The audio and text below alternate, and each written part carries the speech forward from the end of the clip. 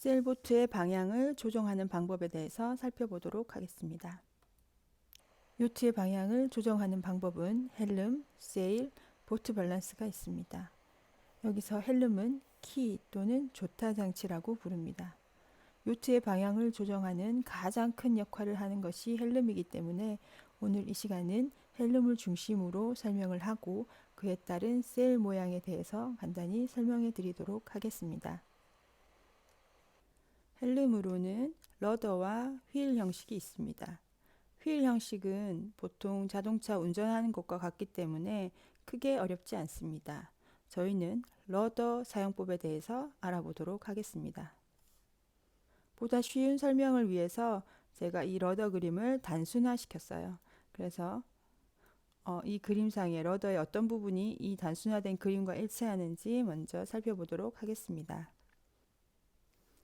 먼저 이 부분입니다. 물속에서 배의 방향을 직접적으로 조정할 수 있도록 도와주는 러더 블레이드 부분을 이렇게 진하게 표현되어 있습니다. 그리고 이 부분, 러더 블레이드에 연결이 되어서 조정할 수 있도록 도와주는 이 부분은 배 위에 이 부분으로 연결이 되어 있죠. 틸러와 러더 블레이드는 고정이 되어 있기 때문에 같은 방향으로 움직인다고 보시면 됩니다. 그리고 틸러와 연결되어 있어서 길게 직접 손을 잡고 러더를 조정하는 부분을 익스텐션이라고 하고 이렇게 그림을 그려 놓았습니다. 이 부분은 자유롭게 연결이 되어 있어서 오른쪽 왼쪽으로 움직일 수 있습니다.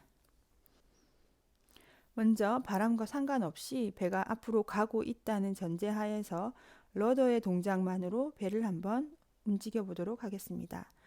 항상 러더는 이렇게 배가 가는 방향과 일직선으로 유지해야 합니다. 그래야 배가 똑바로 갈 수 있습니다. 가다가 우리가 왼쪽으로 가고 싶다, 내가 앉아 있는 쪽으로 배를 돌리고 싶다라고 하면 러더를 밀어줍니다.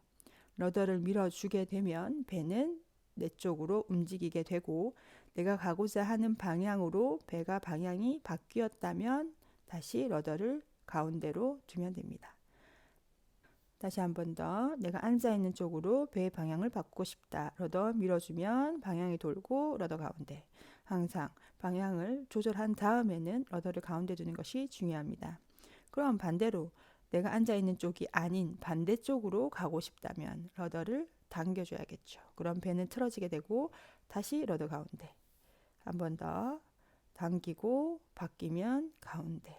이런 식으로 쉽게 조정할 수 있습니다. 그렇다면 저희는 이제 세일을 생각해야 되고 바람도 생각해야겠죠. 자, 바람이 옆에서 불어오고 있습니다. 이 코스 아까 말씀드렸죠. 바람과 90도 각도로 달리고 있는 코스, 빔리치 코스로 달리고 있습니다. 제일 처음에 배를 배울 때는 이 빔리치 코스를 가장 많이 범주합니다. 세일이나 각도를 조절하기도 쉽고 어느 쪽으로 가도 바람을 어느 정도 받기 때문에 훈련을 제일 처음에 훈련을 할 때는 가장 많이 범주하는 코스입니다.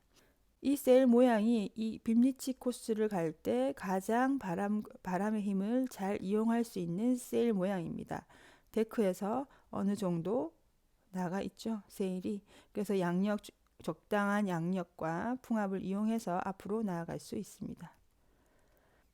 빔리치 코스로 갈 때의 적절한 세일 모양입니다. 만약에 세일 모양이 적절하지 않아서 세일을 너무 당긴다면 어떻게 될까요? 이렇게 되겠죠. 그렇게 되면 양력의 발생보다는 바람이 세일을 밀어주는 풍압의 힘이 훨씬 더 많이 발생해서 이렇게 힐이 생깁니다. 풍압 때문에. 그럼 배가 똑바로 갈 수도 없고 잘못하면 캡사이즈, 배가 뒤집어지는 상황도 발생하지요. 그렇다면 세일을 너무 놓았다, 풀었다 라고 하면 이런 식으로 되죠. 바람이 양쪽으로 같은 속도로 통과하기 때문에 양력도 발생되지 않을 뿐 아니라 세일을 지금 이건 너무 많이 낳은 상태인데 이럴 때는 펄럭펄럭 노고존 형태의 세일이 되는 겁니다. 그래서 적절한 세일 모양을 만드는 것이 중요합니다. 이렇게 빔리치로 범주 중이다가 내가 바람이 불어오는 쪽 그리고 동시에 내가 앉아있는 쪽으로 배의 방향을 바꾸고 싶다라고 하면 아까 말씀드렸듯이 러더를 이용하면 됩니다. 러더를 밀어주고 배가 방향이 바뀌면 앞으로 나아가면 됩니다. 지금 잠깐 보셨지만 세일의 모양도 바뀌었다는 걸 알 수 있습니다.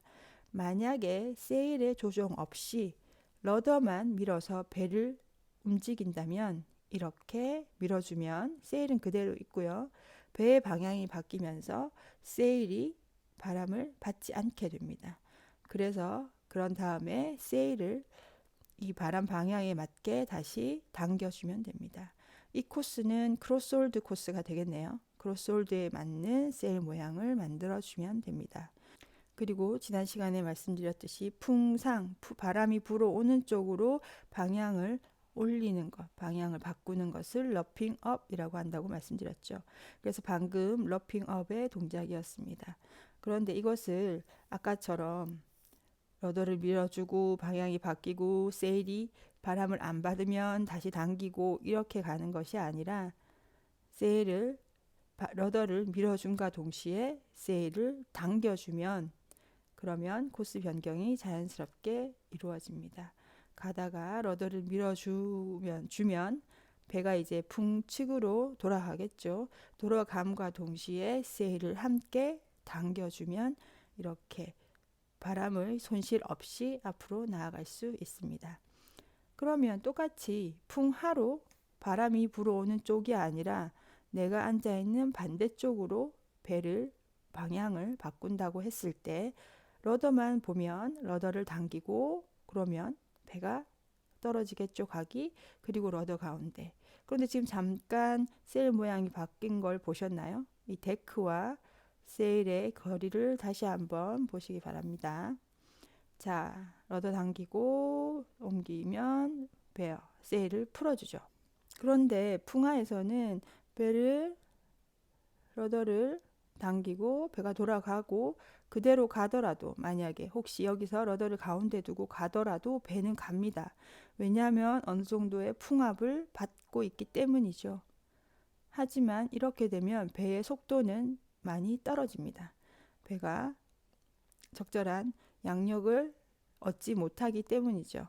그래서 이때는 세일을 조금 더 놓아주게 되면서 어느 정도 세일의 양력의 힘과 함께 풍압도 얻을 수 있는 적절한 세일 트리밍을 해주는 것이 중요합니다. 그래서 이것도 아까 풍축과 마찬가지로 배가 움직임과 동시에 세일을 놓아주는 것이 가장 자연스럽게 배를 조종할 수 있는 방법입니다.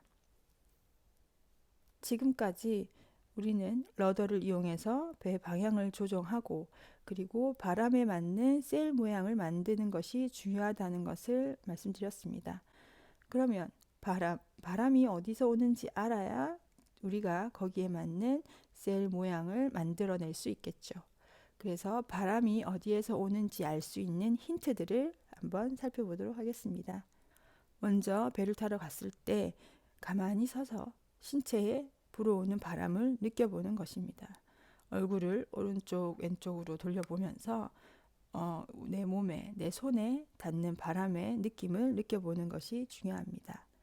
그리고 수면에 있는 파도나 잔물결을 살펴보시면 바람의 방향과 물결의 방향이 직각을 이룸을 알 수 있습니다. 그래서 바람의 방향을 추측할 수 있습니다. 그리고 이렇게 깃발, 육상에 있는 깃발이나 또는 세워둔 세일의 펄럭임을 보면 알 수 있겠죠. 세일이 이 방향으로 이쪽을 보고 펄럭인다는 것은 이쪽에서 바람이 불어온다는 뜻이겠죠. 그리고 요즘은 앱이 잘 되어 있어서 앱을 통해서도 바람의 방향과 세기를 알 수 있습니다. 저는 윈디라는 앱을 이용하는데요. 여기는 김포 아라마리나 지역입니다. 자기가 찾고자 하는 지역의 주소를 검색해서 보면 이렇게 바람의 방향, 이렇게 빨간 색깔, 분홍 색깔 이렇게 보이시죠? 이렇게 해서 바람의 방향과 세기를 알 수 있고 좀 더 자세히는 밑에 보면 바람 몇 노트인지 시간대별로 나옵니다. 그리고 돌풍, 거스트는 어느 정도 되는지 그리고 풍향은 어느 쪽에서 어느 쪽으로 부는지 이 앱을 통해서도 확인할 수 있습니다. 네, 지금까지 요트를 조종하는 기본적인 방법에 대해서 간략히 설명해 드렸습니다. 이론을 아는 것과 실전은 많이 다를 수 있지만 이 이론을 기억하면서 배를 조종하면 좀 더 빨리 세일링의 즐거움을 느낄 수 있을 거라 생각합니다. 이 영상을 보는 것에 그치지 말고 실제 물 위에서 배를 조종하며 스피드와 바람을 즐기시기 바랍니다. 감사합니다.